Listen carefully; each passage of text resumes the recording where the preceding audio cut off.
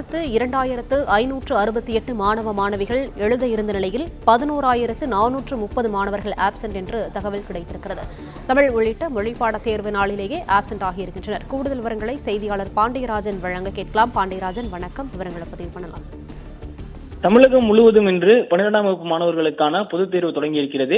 முதல் தாளாக, அதாவது இன்று நடைபெறக்கூடிய தேர்வு மொழி பாடம், தமிழ் மொழி உட்பட அவர்களுடைய விருப்ப பாடங்களை தேர்வு செய்து எழுதக்கூடிய மாணவர்களுக்கான தேர்வு இன்று நடைபெற்றது.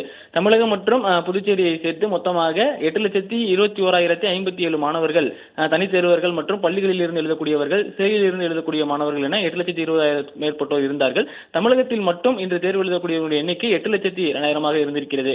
குறிப்பாக 11,430 மாணவர்கள் பள்ளிகளில் இருந்து தேர்வு எழுதக்கூடிய மாணவர்கள், தனித் தேர்வர்கள், மாற்றுத்திறனாளிகள் மற்றும் சிறைகளிலிருந்து தேர்வு எழுதக்கூடியவர்களுடைய ஆப்சென்டாக இருந்திருப்பதாக தற்போது பள்ளிக்கல்வித்துறை சார்பில் அந்த தகவல் கிடைத்திருக்கிறது.